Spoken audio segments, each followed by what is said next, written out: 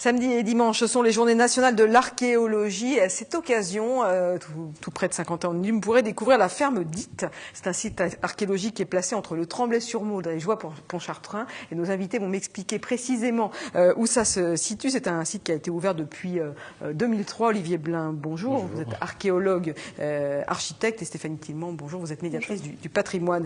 Alors je l'ai dit déjà, c'est pas forcément simple à trouver entre le Tremblay et Joire. Stéphanie, expliquez-nous où se trouve ce site archéologique de la ferme Dites. Alors, il se situe route de Bazoches, mais vraiment entre les communes du Tremblay-sur-Mauldre et de Joire-Pontchartrain. Donc pour les téléspectateurs qui sont intéressés pour découvrir ce site qui est ouvert samedi, dimanche au public, c'est... Route de Bazoches. Ah, voilà, ok, voilà, on a fait un peu de GPS.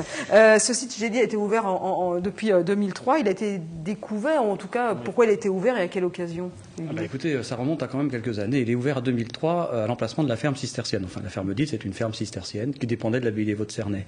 Par contre, sous cette ferme cistercienne et sur l'ensemble de la plaine de Joire, on a une ville gallo-romaine dont quelques hectares avaient été fouillés à l'époque par moi-même, mais sous le tracé de la Nationale 12. Ça remonte aux années 94-98, en fait, voilà. Donc en fait, depuis 94, quasiment depuis 10 ans, on travaille sur le site. Mais quand on fouille comme ça et qu'on découvre des vestiges gallo-romains, ça doit faire quelque chose, un petit pincement. Oui, surtout. On s'y attend ou il y a des. Là, on s'y attendait entre guillemets, dans le sens où il y avait des présomptions en fait d'un site très important, mais on s'attendait pas vraiment à trouver une ville avec un tel état de conservation. Et puis surtout. Là, on voit la chapelle. Voilà. Si vous voulez commenter les photos, allez-y. Non, je les vois d'ici. Mais voilà, un peu les ruines en fait. Voilà, la chapelle cistercienne sur laquelle on a engagé donc un chantier de restauration avec des jeunes de l'Union européenne, enfin des jeunes qui viennent de partout, même du monde entier d'ailleurs, même pas que de l'Union européenne, on a même des Chinois et des Coréens qui viennent. Donc on a une restauration en fait finalement qui est en cours maintenant pour sauver ce site qui est très en ruine bien sûr.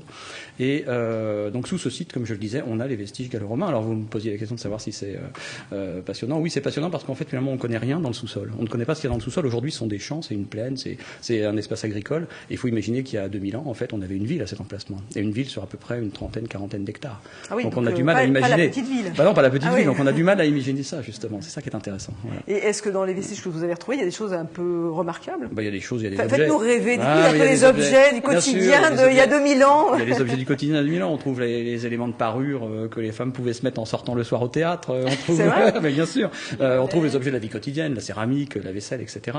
Bien sûr. Non, mais par contre, il y a toujours des découvertes intéressantes. C'est une découverte intéressante dans le sens où on connaît très très mal ce genre d'agglomérations, qui sont des agglomérations rurales. On n'est pas en présence d'une grande capitale de cité comme Paris, Lutèce, enfin voilà. Mais c'est tout l'intérêt en fait de ce site. Il est très bien conservé, donc il y a des potentialités scientifiques et des potentialités en termes de découverte. Et puis surtout, et c'est ça qui est intéressant, ça nous ramène aux Journées nationales de l'archéologie. C'est aussi bien évidemment le faire découvrir au public maintenant aujourd'hui. Donc voilà, c'est ça qui est important. Oui, Stéphanie Tillemont, expliquez-nous un petit peu ce qui va se passer pendant ces 2 journées, samedi et dimanche, quand les gens auront bien compris comment on arrive à la ferme Dites. Voilà, c'est une plaisanterie. Mais en gros, qu'est-ce qui va se passer? Est-ce qu'on va pouvoir vous rencontrer d'abord, vous? Oui. Nous serons et vous poser toutes les questions qui intéressent, évidemment, et qui passionnent. Absolument. On sera là, en fait, donc samedi après-midi et dimanche, toute la journée. En fait, j'ai invité des artistes à venir créer sur la ferme Dites pour en fait montrer un autre regard. On a le regard de l'archéologue, on a le regard de l'architecte parce qu'il y a un projet justement de restauration. Le but était d'amener un autre regard, donc d'amener des artistes locaux qui ont déjà un réseau et de faire découvrir le site pour les journées de l'archéologie et aussi donc. Mais comment ils vont faire comment ils vont Ils arriver sur le site? Ils interviennent.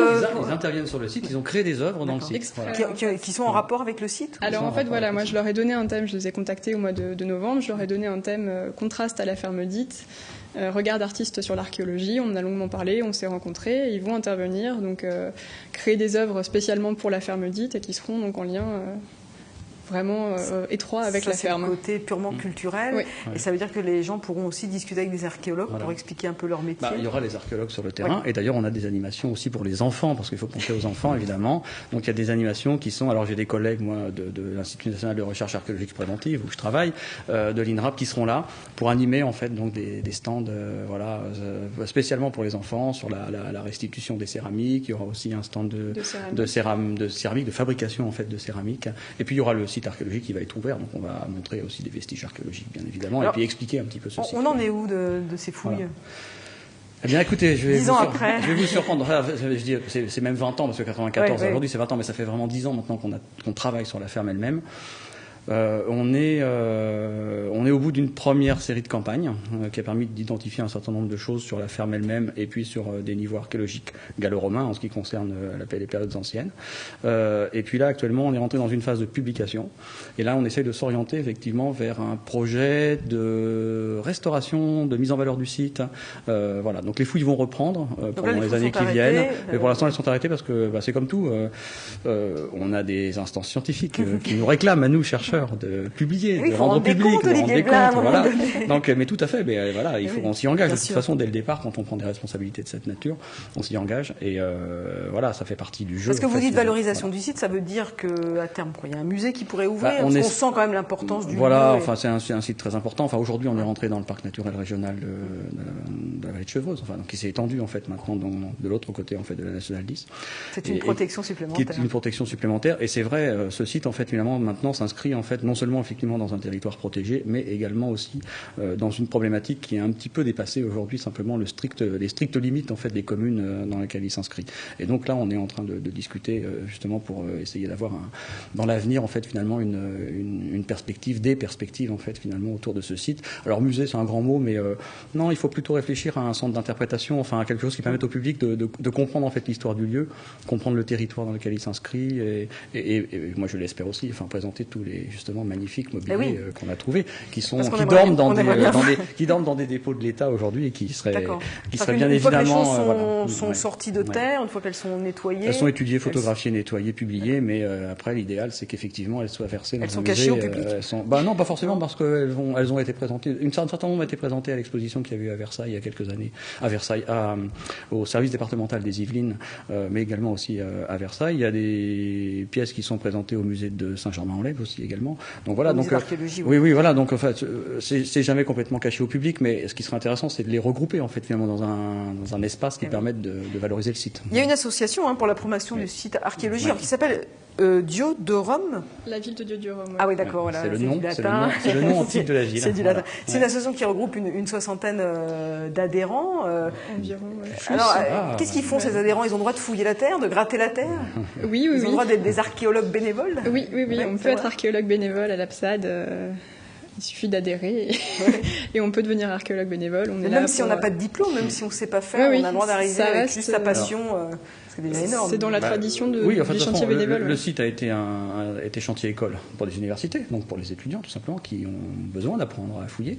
Mais évidemment, il est ouvert aussi à tous les bénévoles qui sont intéressés par l'archéologie et qui décident de découvrir. Alors, on va dire que la grande majorité de nos bénévoles, paradoxalement, c'est surtout des retraités en fait. Voilà. Donc c'est des tout jeunes archéologues, comme vous l'imaginez, et qui se passionnent pour le patrimoine. À l'échelle du temps d'une ville gallo-romaine de 2000 ans, oui, c'est tout jeune. C'est rien du tout. Non, mais c'est des gens qui se passionnent pour le patrimoine, tout simplement, parce qu'il y a l'aspect effectivement archéologique, stricto sensu, qui lui est une part du travail, mais par contre derrière il y a effectivement aussi le sauvetage de tous les bâtiments de la ferme. Il y a 1 hectare de bâtiments, donc avec des éléments dont on a pu mettre en évidence le côté tout à fait exceptionnel, qui s'apparente d'ailleurs aux techniques de construction ou aux mots des natures en fait qu'on a sur la baie des Vaux de Cernay. Donc on a une architecture tout à fait intéressante à sauver. Et donc ça veut dire qu'il faut rechercher toujours des bénévoles. Toujours des bénévoles. Une dernière question, qu'est-ce qui vous a donné envie de devenir archéologue?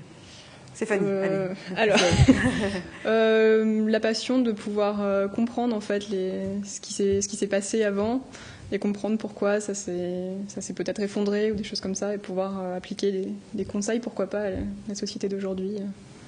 Ça, c'est un métier qui fait rêver. On a l'impression que c'est un peu le temps suspendu dans une société moderne qui va vite, quoi. Oui, c'est probablement vrai ce que vous dites. C'est-à-dire qu'aujourd'hui, on a peut-être un peu besoin de se poser et puis de découvrir des choses comme ça. Ce qui est intéressant dans l'archéologie, c'est qu'on ne sait pas ce qu'on va découvrir. Donc en fait, même à l'échelle de son petit carré de fouilles, on a toujours l'espoir de découvrir quelque chose de tout à fait exceptionnel. Et c'est vrai que ça arrive d'ailleurs tous les jours.